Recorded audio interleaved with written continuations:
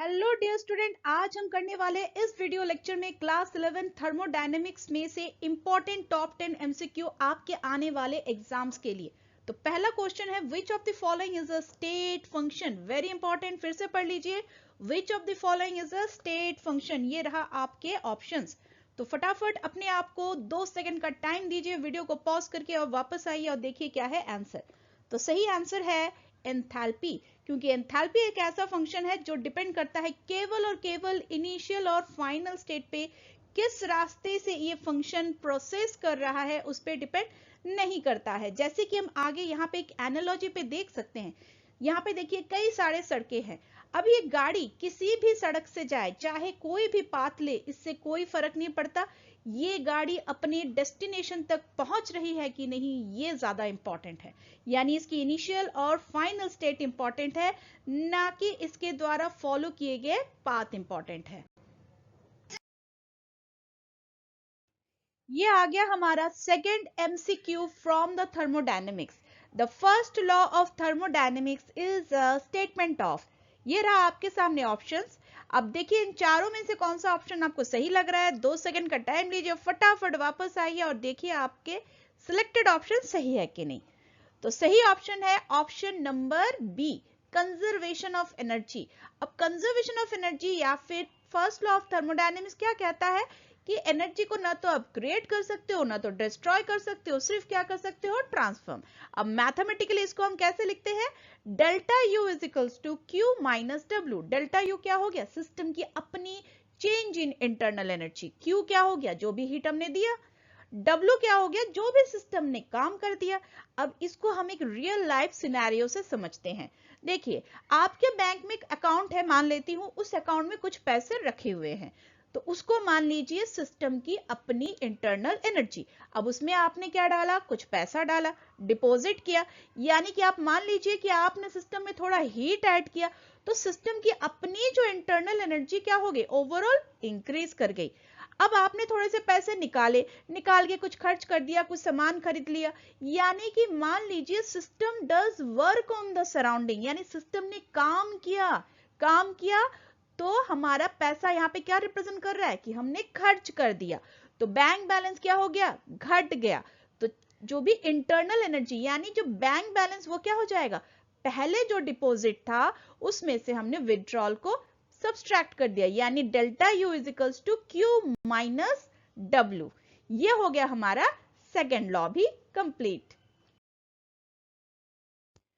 चलिए आ गया third question, which of the following is an extensive property. बड़ा important question है, हर बार आता है। तो देखिए इसके ऑप्शंस क्या है, टेम्परेचर, प्रेशर, वॉल्यूम, डेंसिटी। तो बताइए क्या इसका ऑप्शन होगा। तो इसका सही आंसर है सी, वॉल्यूम। क्यों वॉल्यूम होगा, क्योंकि वॉल्यूम एक ऐसा चीज है जो कि अमाउंट पे डिपेंड करता है। जैसे कि चलिए एक रियल लाइफ एग्जांपल लेके देखते हैं। आपके पर्स में पहले कुछ पैसे थे, उसमें और पैसा डाला, तो पर्स का साइज क्या हो गया, बड़ा हो गया। पैसे निकाल दिए तो पैसे भी पर्स में क्या हो गए, कम हो गए। यानी कोई ऐसा प्रॉपर्टी जो कि सब्सटेंस के इंक्रीज होने पे बढ़ जाए, सब्सटेंस के डिक्रीज होने पे घट जाए। So extensive property depends on the amount of substance, जबकि इंटेंसिव प्रॉपर्टी नहीं है। उसका भी एक एग्जांपल देखते हैं डेंसिटी का। जैसे कि शहद ले लीजिए, एक चम्मच हनी की जो डेंसिटी होगी, एक बाल्टी भर के ली हुई शहद की भी डेंसिटी सेम होगी। यानी उसकी क्वांटिटी से उसकी डेंसिटी पे कोई फर्क नहीं पड़ा। चलिए थर्ड क्वेश्चन भी हमारा कंप्लीट। ये रहा आपके सामने fourth question, which of the following expression represents the enthalpy change. अब एंथैल्पी चेंज को हम रिप्रेजेंट करते हैं डेल्टा एच से। तो ये रहे आपके 4 ऑप्शन। तो कौन सा ऑप्शन सही होगा, वीडियो को पॉज कीजिए और वापस आके चेक कीजिए। तो सही ऑप्शन है हमारा option number A, delta H is equals to delta U plus P delta V. यहां पे यू क्या हो गया, internal energy, P delta V क्या हो गया, प्रेशर वॉल्यूम रिलेशन। और ये वाला एक बहुत इंपॉर्टेंट इक्वेशन भी है, इससे बहुत सारे न्यूमेरिकल्स भी आते हैं। चलिए क्वेश्चन नंबर 4 भी हमारा डन हो गया। Fifth question, The work is an isothermal expansion of an ideal gas given by. Very important, इस वर्ड को पढ़िए, आइसोथर्मल एक्सपेंशन। अब देखिए इसके ऑप्शंस, कौन सा ऑप्शन सही है, फटाफट देख लीजिए, पहला ऑप्शन सही है। अब जरा मैं आपको ये आइसोथर्मल एक्सपेंशन के बारे में एक आइडिया दे देती हूँ। एक रियल लाइफ सिनेरियो को हम समझते हैं, जैसे कि आपके महीने में कुछ खर्चे हैं और आपको घर का रेंट देना होता है, फूड के खर्चे हैं, कुछ इलेक्ट्रिक बिल देने होते हैं, ये सब में आप पैसे खर्च करते हो। खर्च करने का मतलब क्या है, work done by the system. और आप मान लो कहीं जॉब भी करते हो, वहां आपको 50,000 पर मंथ मिल रहा है, ये पैसे आ रहे हैं आपके पास, यानी सिस्टम में हीट क्या हो रहा है, ऐड हो रहा है। लेकिन जितना आपका खर्चा है 50,000, उतना ही आपकी कमाई है 50,000, यानी ओवरऑल बैंक में पैसा न तो बढ़ा न तो घटा। वैसे ही आइसोथर्मल यानी कि टेम्परेचर को हम कांस्टेंट रखेंगे, रखते हुए जो वर्क करेंगे उससे जो एनर्जी सिस्टम का खर्च हो रहा है, हम क्या कर रहे हैं, उसमें हीट भी डाल रहे हैं, उससे सिस्टम की एनर्जी गेन भी हो रही है, पर जितना खर्चा उतना गेन। तो ओवरऑल सिस्टम का इंटरनल एनर्जी क्या रह जाएगा, कांस्टेंट। आई होप आपको ये समझ में आया होगा। क्वेश्चन नंबर 5 भी कंप्लीट। आ गया question number 6, which of the following is true for spontaneous process. अब स्पॉन्टेनियस प्रोसेस क्या होता है, चलिए पहले ऑप्शंस को एक बार देख लेते हैं। हमारे सामने ये है ऑप्शंस कि अगर कोई प्रोसेस स्पॉन्टेनियस है तो डेल्टा एस, देखिए डेल्टा एस किसका रिप्रेजेंटेशन करता है, स्पॉन्टेनियस का, तो delta S more than zero होगा, लेस देन जीरो होगा, इक्वल टू जीरो होगा, या फिर delta H equal to zero होगा। तो क्या है ऑप्शन, फटाफट देख लेते हैं सही क्या है। ऑप्शन नंबर ए, ये है हमारा सही ऑप्शन।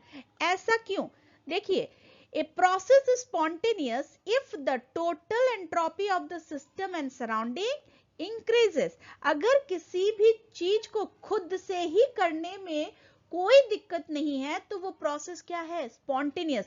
जैसे कि ये बॉल खुद से नहीं कूदेगा, लेकिन किसी ने अगर इसको किसी स्लोपी जगह पे छोड़ दिया तो ये बॉल तब तक लुढ़कता रहेगा, तब तक लुढ़कता रहेगा जब तक ये एक फ्लैट सरफेस पे ना आ जाए। तो जो चीजें खुद से होती है, हैपेंस नेचुरली, उन्हें हम बोलते हैं स्पॉन्टेनियस।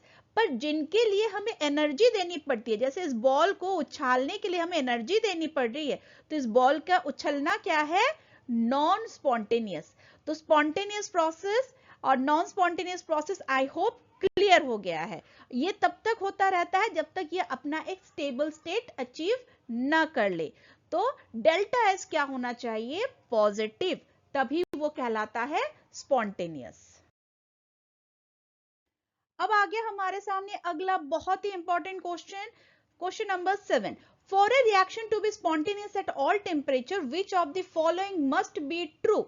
चलिए आपके सामने आ गया ऑप्शन, देख लीजिए, फटाफट खुद को टाइम दीजिए और वापस आइए और चेक कीजिए सही है कि नहीं। तो सही ऑप्शन है ऑप्शन नंबर ए। ऐसा कैसे हो गया, ये जवाब आपको मिलेगा गिब्स फ्री एनर्जी वाले इक्वेशन में।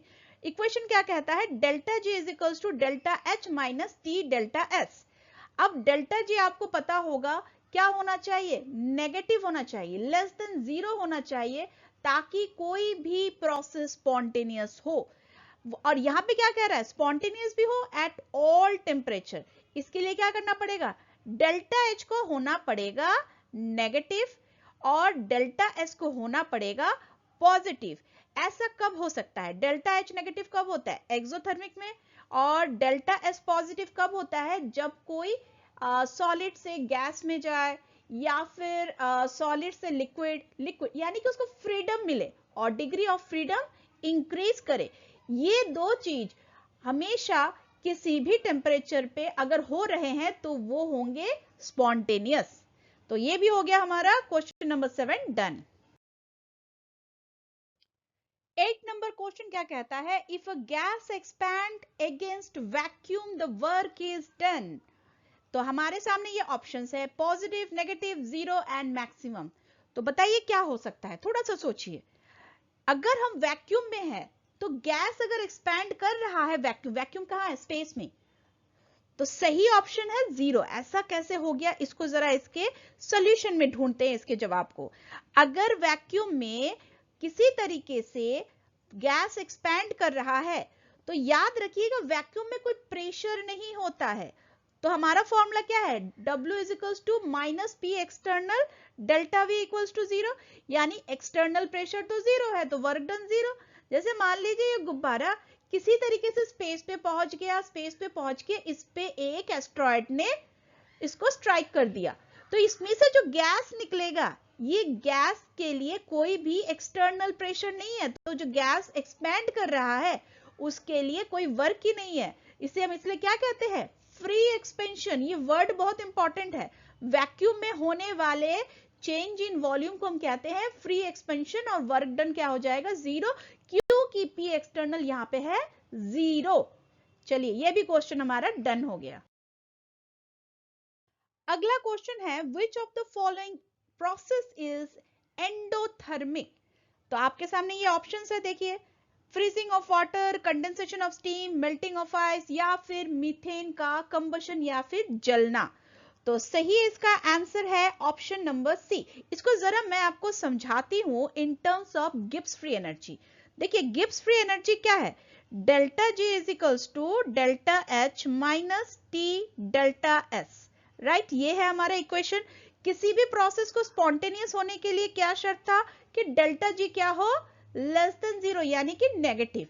अब ये प्रोसेस क्या है, एंडोथर्मिक, यानी आपका डेल्टा एच क्या होगा यहाँ पे, पॉजिटिव, ठीक है।